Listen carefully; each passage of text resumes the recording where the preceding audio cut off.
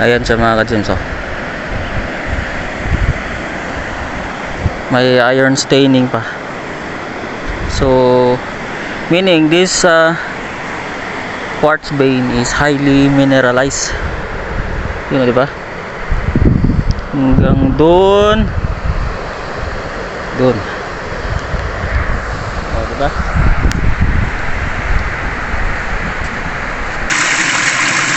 Pero, yan oh, hindi naman dito nakita.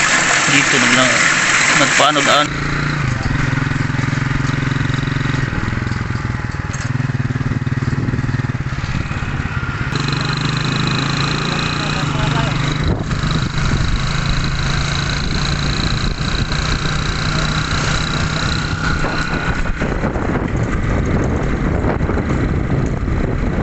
Mga ka-gems, along the way natanggal yung shocks ng aming kurong-kurong. Muntik pa kaming mapunta dito sa Maisan. Buti na lang, may na lang yung takbo namin. Ano? DIY. Mga ka-gems, hindi ako nakapag-video. So nandito na kami sa Sapa mismo. Medyo actually malayo-layo na rin yung narating namin. Yun ang kasama ko, si Marvin, yung kapatid ko. Ayan. Tsaka si Tito nahuli. Actually malayo-layo pa kami. Yan ang dala ko.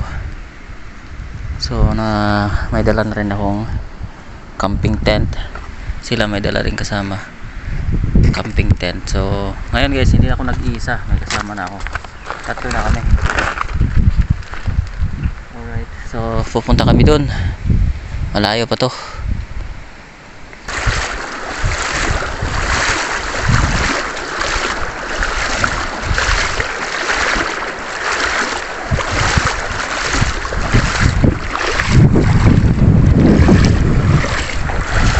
Yun guys, may nakita kaming bahay dito. Yan, may coral. Nakikita ninyo.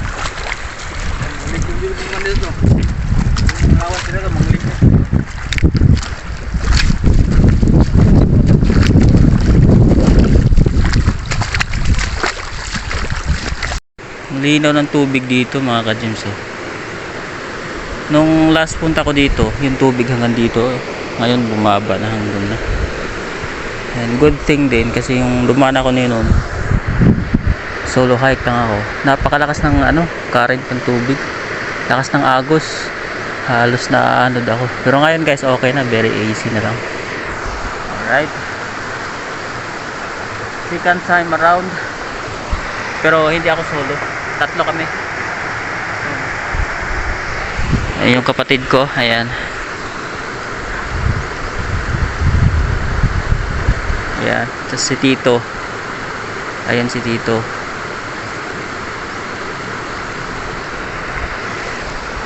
Ganda dito mag-hike. Ngayon this time try namin matulog dito. Kasi yung pumunta ako dito guys, balikan na ako, umuwi ako agad. Ang ganda talaga ng tubig dito. Very clear. Napakalinaw. Sarap maligo at saka lamig. Ayan o, nabasa pa yung paa ko. May nakita kami dito, walang alam kung quartz. Ay hindi quartz. Parang granite. Ay quartz. Quartz vein. Ito maganda. Quartz vein ba?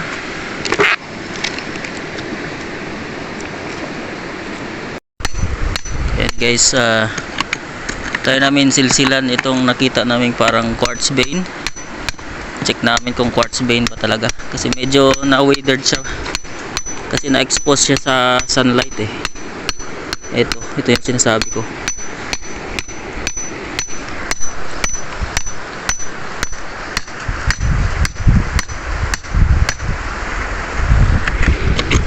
Check natin.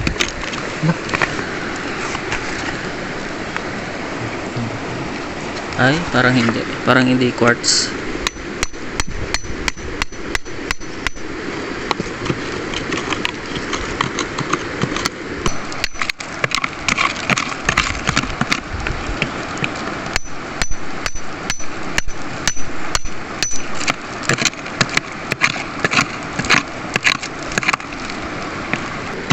Ito siya mga ka-gems, oh.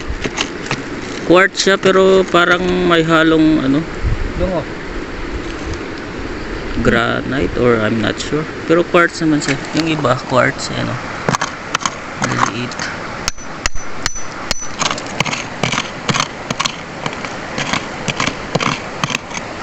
Yung sample naman. Doon, baka may... Finally mga ka-gems, for the second time, nakarating uli ako dito sa, nakita ko sa Google Map na large quartz bay. Yan siya guys, oh. Ayan, oh. Ganda, no? Ito yung unang pinuntahan ko na ano, nakita ko lang sa Google Map. Ayan siya mga ka-gems, oh. May iron staining pa. So meaning this quartz vein is highly mineralized. Yun, di ba? Hanggang doon. Doon. Oh, di ba? Yung sa likod ko.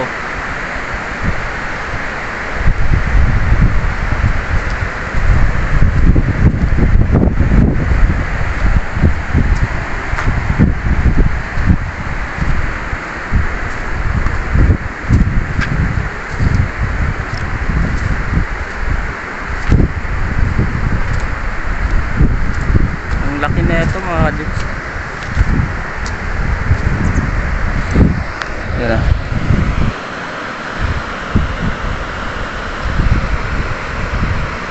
Ang ganda niya tingnan. Meron pa dito sa baba, oh. Ang ganda. Yun, oh.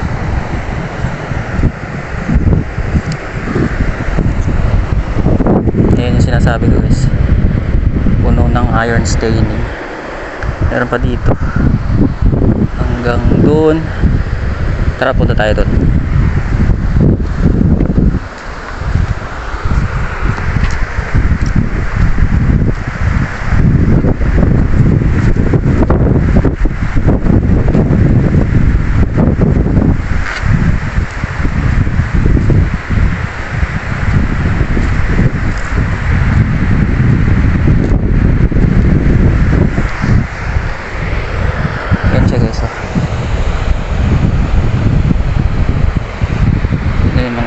Medyo malaya na dito.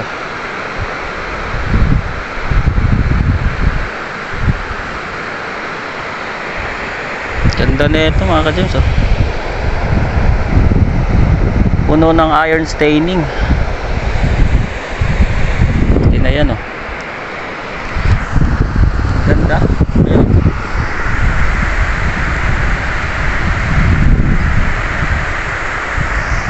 Tingnan nyo naman yung tubig.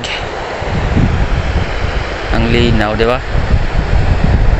Sarap mag-ano, tampisaw, pero malalim yan. Dito yung na-discover ko nung drone ko, nung umupo ako dun sa bato na yun. Parang hinihigop dito nga part, oh. Yung drone ko. Hindi ko lang alam kung bakit.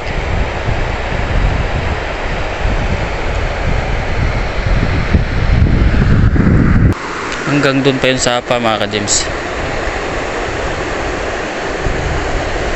Layo-layo pa.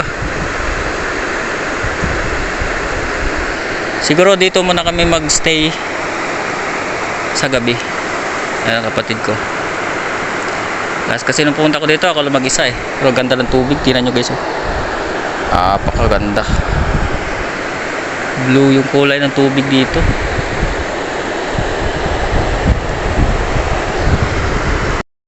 Eto mga ka-gems, oh, yung mga bato dito kakaiba. Tingnan nyo. Yun, oh. Pag ganun yung tsura niya.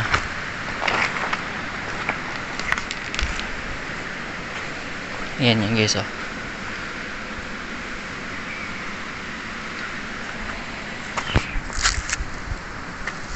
Yan siya guys. Pag ganun, meron din doon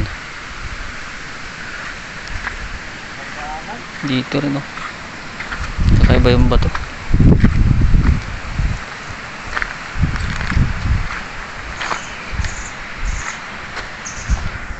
Kuha kami ng kawayan mga ka-James para ilagay namin mamayang gabi. Lagyan namin ng ani para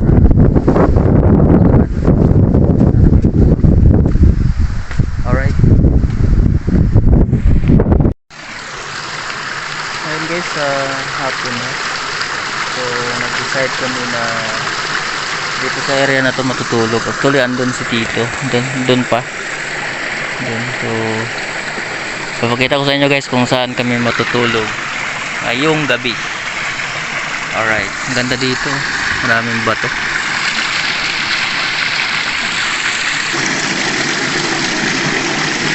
Yun, kakaiba ito guys. Yun, kita nyo ba? Yun, yan. Yun. Comment ko dyan sa comment section kung anong klaseng parasite ito guys. Kakaiba. Kakaiba to guys. Yan o. Ngayon ako nakita ng ganitong klaseng ahas ba to or klase ng ano worm. Pero yan o, hindi naman dito nakita. Dito nagpaanod-anod siya. Ano kaya yan guys? Comment mo dyan sa comment section kung anong pangalan yan. Bagong nilalang yan? Oo, no? Bagong nilalang. Yun siya. Yun. Katakot. Parang yung nakita ko dun sa Korean movie na parasite ba nga once nga makapasok sa katawan mo, iinom ka ng tubig. Ayan, good morning mga ka-James. Grabe yung tito ko gabi, hindi daw siya nakatulog. Ay naririnig daw siyang umiiyak na bata daw. Ako natulog ako kagabi. Ito yung kapatid ko. Isang oras bago umalis. Anong isang oras? Halos magdamag na alas 3 na ako nawala. Hindi ko rin narinig yung iyak na sinasabi niya. Ayan mga guys, good morning. Ano yung tent namin, so 3 kami dyan.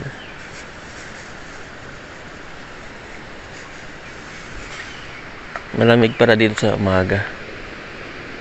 So andito kami nagtitent. Dito kami natulog sa bato na may quartz vein. Yan. Pansin ko din yung na yun, bundok na yun mga guys. Oh. Nung pumunta lang, last punta ko dito, green na green yan. Ngayon na, color black. Nasunog pala. Na ng forest fire. Yun oh. Ito guys oh. Ang linaw tapos ang lamig ng tubig. Ayan o. Kaso napakalalim yan. Fresh na fresh yung water. Pwede mong inumin yung tubig dito. Kita ko yung ewan ko lang dyan sa video guys. Basta sa akin dito sa personal view ko, talagang nakikita ko yung ilalim ng sapa. Kita ko yung mga bato sa ilalim. Pero malalim siya oh. Pero napaganda, napakalinaw.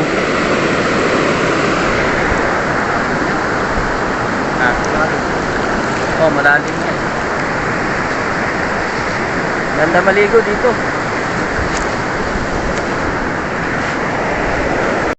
Ayan guys, may nakita ako ditong kape. Ayan, nabunga ng kape oh. Ito yung raw na kape talaga na ikaw pa magpa-process. Yun oh. Kumuha ako ng mga bunga. Dami yung bunga niya dito guys oh. Ito yung puno niya. Dami bunga sa taas oh. Hindi lang maklaro sa camera. Yan yung bunga niya guys. Ayan oh.